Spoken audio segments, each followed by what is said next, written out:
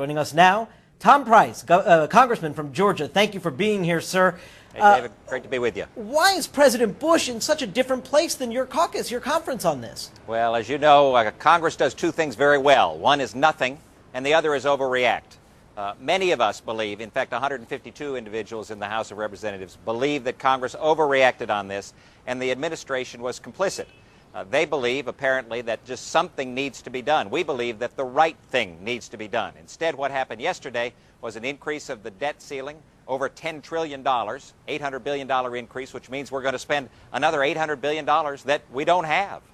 Well, you know, at first, Mr. Price, the president said he didn't like the provision in the bill, which would have put, $4 billion out to purchase properties that had the people had abandoned their mortgages. And then he changed his mind.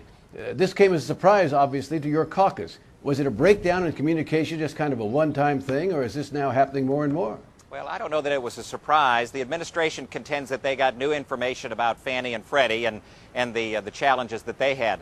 But we believe fundamentally that the bill itself continued to have major flaws, with a $5 trillion backstop for Fannie and Freddie, with a blank check for the Secretary of the Treasury, not just in this administration, but for all administrations, for a significant transfer of liability from borrower and lender to taxpayer of over $300 billion on the part of FHA. This is just not the right solution for the challenge that we have.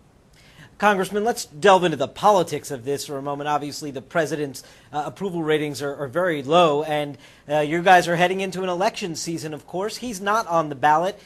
Do you agree with Newt Gingrich and others that this may work to your political advantage, to Republicans' political advantage, heading into the election season, to show some significant distance from President Bush?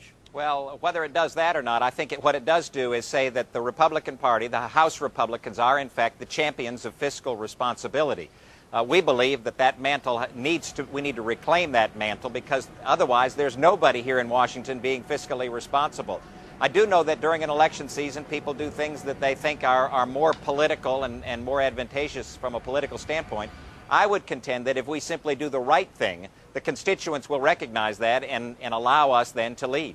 Well, I suppose that's right, sir. But David's point, obviously, is that you say the right thing is one thing, and President Bush says the right thing is the other thing, and you go against him. This is something that certainly wouldn't have happened 4 years ago. Well, it may not have happened 4 years ago, but I think we're in a different position right now. We're in a situation where the last thing we need to do is to increase our debt ceiling by $800 billion to over $10 trillion. We're in a position where the taxpayer, it's hot here in Washington, it's about to get hotter for the taxpayers across America when they realize that they're going to be on the hook for transferring that liability from borrower and lender to taxpayer. That's not the kind of reform and the kind of positive change that American people are desirous of.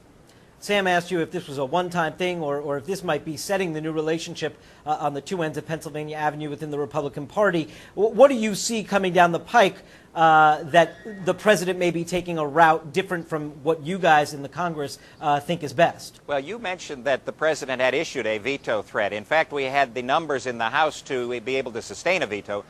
We have a letter that's going to be led by Ranking Member Spencer Baucus on the Financial Services Committee that will go to the president to say, reconsider your rescission of your veto threat. We believe that there is a better bill to be had, and we would encourage the president to go ahead and veto this. We'll sustain that veto and then work in a bipartisan, positive way to bring the bill back to the floor and truly solve the challenges that we have. Well, the letter will make your point, but you don't really expect the president to be a flip-flopper twice on something like this, do you? Well, I would hope that he would return to his roots and be able to veto this bill and move in a positive direction. This isn't the kind of reform that the American people want. They are not interested in bailing out Wall Street, not interested in using their money to absorb liability that borrowers and lenders ought to have themselves. Now, there is significant challenge in the housing market, and there are positive things that can be done.